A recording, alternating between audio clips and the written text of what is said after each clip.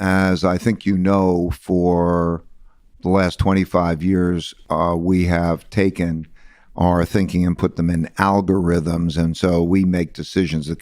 The computer takes those criteria, algorithms, and they put them, and they're in there, and it takes data, and they operate as an independent decision maker in parallel with our decision making. Yes. So for me, it's like there's a chess game playing, and I'm a person with my chess game, and I'm saying it made that move, and I'm making the move, and how do I compare those two moves? So yes. We've done a lot, but let me give you a rule.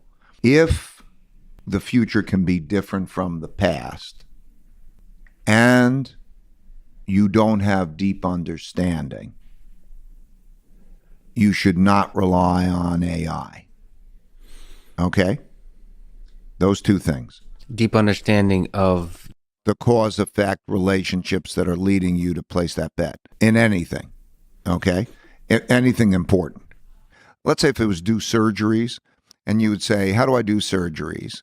I think it's totally fine to watch all the doctors do the surgeries. You can put it on, take a digital camera and do that, convert that into AI algorithms that go to robots and have them do surgeries, and I'd be comfortable with that.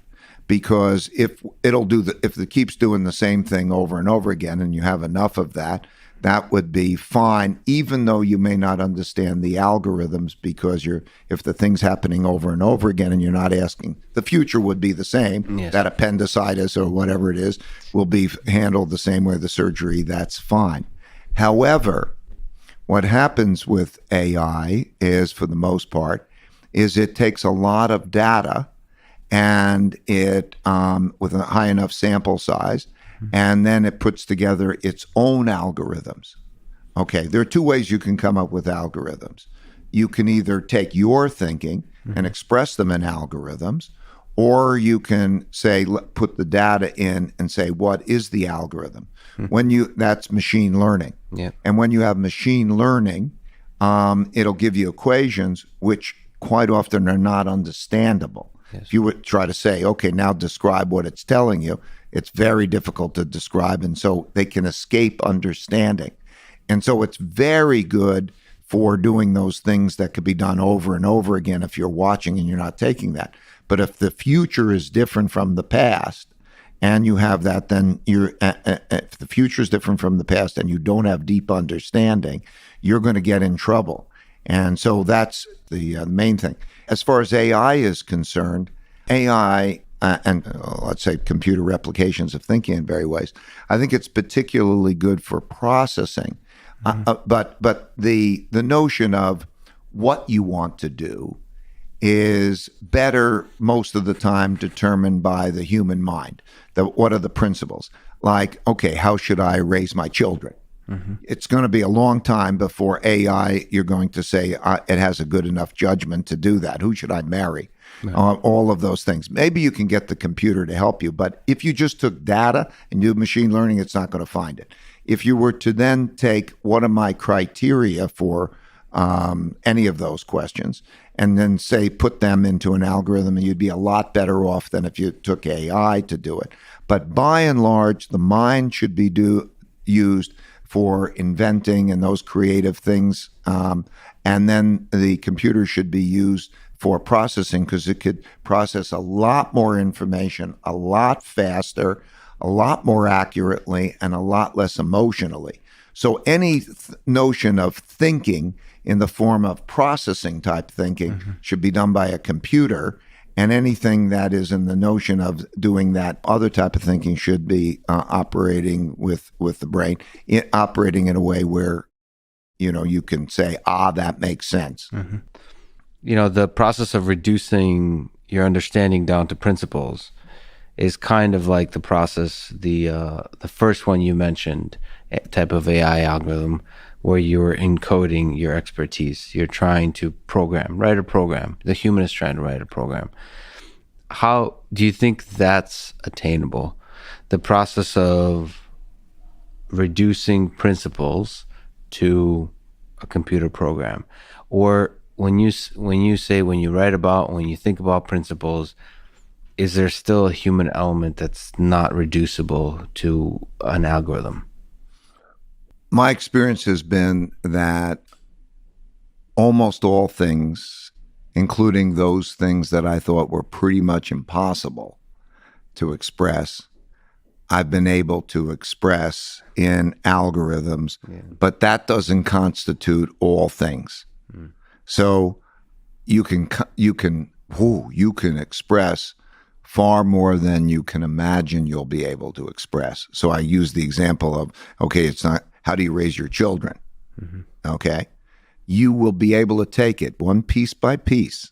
Okay, at what age, what school, and the way to do that in my experience, is to take that, and when you're in the moment of making a decision, or just past making a decision, to take the time and to write down your criteria for making that decision in words. Okay, that way you'll get your principles down on paper. I created an app online called, it's right now just on the iPhone. It'll be on Android. I tried getting it on Android. Come on now. It'll be Let's get on Android. In a few months, it'll be on Android. Awesome. But it has an app in there that helps people write down their own principles. Yes. Because this is very powerful. So when you're in that moment where you're thinking about it and you're thinking your criteria for, choosing the school for your child or whatever that might be, and you write down your criteria or whatever they are, those principles, you write down, and that will, at that moment, make you articulate your principles in a very valuable way. And if you have the way that we operate, that you have easy access, so when the next time that comes along, you can go to that, or you can show those principles to others to see if they're the right principles. You will get a clarity of that principle that's really invaluable in words, and that'll help you a lot. But then you start to think, how do I express that in data? And it'll shock you about how you can do that. You'll form an equation that will show the relationship between these particular parts, and then essentially the variables that are going to go into that particular equation, and you will be able to do that. And you take that little piece and you put it into the computer, and then take the next little piece and you put that into the computer. And before you know it, you will have a decision-making system that's of the sort that I'm describing. So you're almost making an argument against an earlier statement you've made. You're convincing me. At first you said there's no way a computer could raise a child, essentially. But now you've described, making me think of it. If you have that kind of idea, meritocracy, you have this rigorous approach that Bridgewater takes with investment and apply it to raising a child.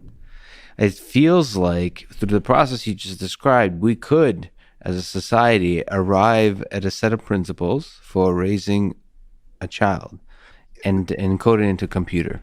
That originality will not come from machine learning. The first time you do, so that the original, yes. That's what I'm referring to. But eventually, as we together develop it, and then we can automate it. That's why I'm saying the processing can be done by the computer.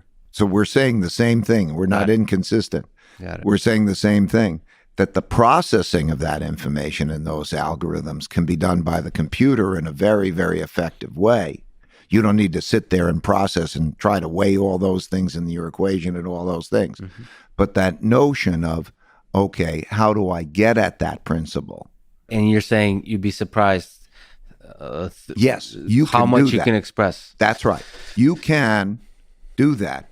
So this is where I think you're going to see the future. And right now, we go to our devices and we get information to a large extent.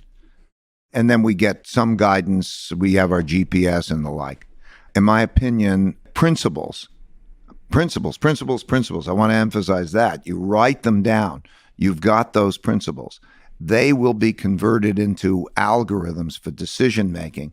And they're going to also have the benefit of collective decision making, because right now individuals, based on what's stuck in their heads, are making their decisions in very ignorant ways. They're not the best decision makers. They're not the best criteria, and they're operating.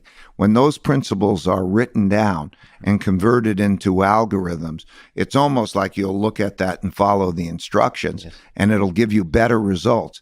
Medicine will be much more like this. You can go to your local doctor and you could ask his point of view and whatever, and he's rushed and he may not be the best doctor around, and you're going to go to this thing and give that same information or just automatically have it input in that, and it's going to tell you, okay, here's what you should go do, and it's going to be much better than your local doctor. And that the converting of information into intelligence, okay? Intelligence is the thing. We're coming out with, again, I'm 70 and I want to pass all these things along. So all these tools that I've found need to develop all over these periods of time, all those things, I want to make them available. And what's going to happen as they're going to see this, they're going to see these tools operating much more that way. The idea of converting data into intelligence. Intelligence, for example, on what they are like. Right. Or what are your strengths and weaknesses? Intelligence on who do I work well with under what circumstances. Personalized. Intelligence. We're going to go from what are called systems of record, which are a lot of, information organized in the right way, to intelligence. And we're going to, that'll be the next big move, in my opinion. And so you will get intelligence back.